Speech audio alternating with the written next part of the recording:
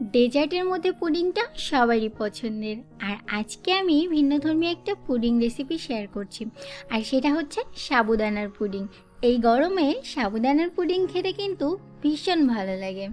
High everyone, welcome back to kitchen of Seema. আজকে আমি আপনাদের সাবুদানার পুডিং তৈরি করে দেখাচ্ছি। আর শুরুতে একটা রিকোয়েস্ট, আপনি যদি এখনও আমার চ্যানেলটি সাবস্ক্রাইব না করে থাকেন তাহলে প্লিজ চ্যানেলটি সাবস্ক্রাইব করে চ্যানেলের সাথেই থাকুন। সাবুদানার পুডিং তৈরি করার জন্য প্রথমে একটি পাত্রে আমি প্রয়োজন মতো জল নিয়ে নিয়েছি, আর এই জলটা একটু ফুটে আসার জন্য অপেক্ষা করছি। এরপর যখন এটাতে বলক আসবে তখন আমি এর মধ্যে দিয়ে দিচ্ছি সাবুদানা। এখানে আমি হাফ কাপ মতো সাবুদানা নিয়েছি। এবার এটাকে আমি ভালো করে সেদ্ধ করে নিচ্ছি। দেখুন, সাবুদানাটা যদি আপনি জলে ভিজিয়ে রাখেন তাহলে এটা খুব তাড়াতাড়ি সেদ্ধ হয়ে যাবে। দেখুন, এক পর্যায়ে দেখবেন এর মাঝে আর কোনো সাদা সাদা ভাব থাকবে না চামচে করে নিয়ে, তখন এটা হয়ে যাবে। এবার এটাকে একটা ছাঁকনি দিয়ে আমি ছেঁকে নিচ্ছি, আর তারপরে এটা ঠান্ডা জলে ধুয়ে রাখবো। এখন একটি পাত্রে আমি দিয়ে দিচ্ছি হাফ লিটার মতো দুধ। এই দুধটাকে আমি একটু আগে থেকে জাল দিয়ে নিয়ে তারপর ঠান্ডা করে নিয়েছি। আর তার মধ্যে দিয়ে দিচ্ছি হাফ কাপ মতো চিনি। মিষ্টির পরিমাণ কম চাইলে আপনি চিনির পরিমাণ কমাই দিতে পারেন। গুঁড়া দুধ দিয়ে দিচ্ছি 1/3 কাপ, 1 কাপের 3 ভাগের 1 ভাগ। সেই সাথে এর মধ্যে আমি দিয়ে দিচ্ছি আগার আগার পাউডার 1 টেবিল চামচ পরিমাণ। আগার আগার পাউডারটা আপনি যে কোনো সুপার শপেই পেয়ে যাবেন।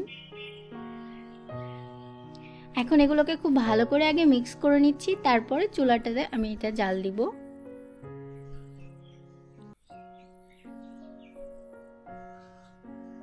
খুব ভালো করে মিক্স করে নিচ্ছি যেন কোনো দলাভাব না থাকে। এখন এটাকে মিডিয়াম হিটে জাল দিচ্ছি। এরপর যখন একটা বলক উঠে আসবে তারপরে এটাকে আমি নামিয়ে নিব, কারণ বেশি জাল দিলে এটা বেশি ঘন হয়ে যাবে। এবার এটাকে ঠান্ডা করে নিব। এটা যখন পুরোপুরি ঠান্ডা হয়ে এর মধ্যে আমি দিয়ে দিচ্ছি আগে থেকে সেদ্ধ করে রাখা সাবুদানাটা 1 কাপ পরিমাণ। খুব ভালো করে সাবুদানাটাকে মিশিয়ে দিচ্ছি।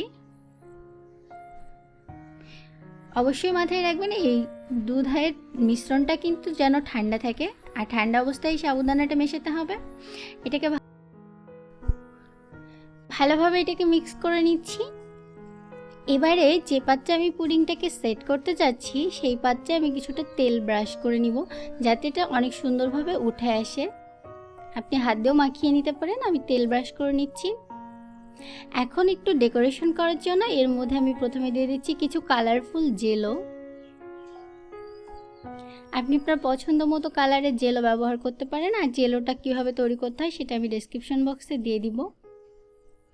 এবার এর মধ্যে আমি এই সাবুদানার মিশ্রণটা অর্ধেকটা দিয়ে দিচ্ছি। তারপর এর উপর দিয়ে আরও কিছু জেলো দিয়ে দিব। এরপর বাকি সাবুদানার মিশ্রণটা দিয়ে দিব। ডেকোরেশনটা আপনি আপনার ইচ্ছে মতো করতে পারেন। এবার এটাকে একটু ট্যাপ করে নিয়ে আমি এটাকে ফ্রিজে রেখে দেবো কমপক্ষে 1 থেকে 2 ঘন্টার জন্য। তার মধ্যে এটা খুব সুন্দরভাবে সেট হয়ে যাবে। এটাকে ফ্রিজে রেখে দিচ্ছি। এরপর ফ্রিজ থেকে বের করে নিয়ে এসে এখন একটা ছোট ছুরির সাহায্যে আমি চারপাশটা একটু ছাড়িয়ে নিচ্ছি। তারপর একটা প্লেট এর উপরে দিয়ে আমি পুডিংটাকে উল্টিয়ে নিচ্ছি।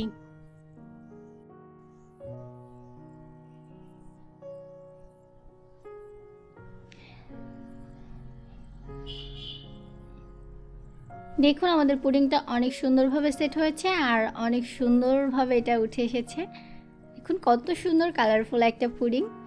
আর আশা করছি আমার আজকের এই সাবুদানার পুডিং রেসিপিটি আপনাদের ভালো লেগেছে। আরও বেশি বেশি ভিডিও পেতে হলে অবশ্যই চ্যানেলটি সাবস্ক্রাইব করে চ্যানেলের সাথেই থাকবেন। সবাই এটা বাড়িতে তৈরি করুন আর আমাকে জানান কেমন লাগলো। এতক্ষণ সাথে থেকে ভিডিওটি দেখার জন্য অসংখ্য ধন্যবাদ। পরবর্তী ভিডিওগুলো দেখার আমন্ত্রণ রইল। আমি পুডিংটা একটু কেটেও দেখিয়ে দিয়েছি, দেখুন। Thank you.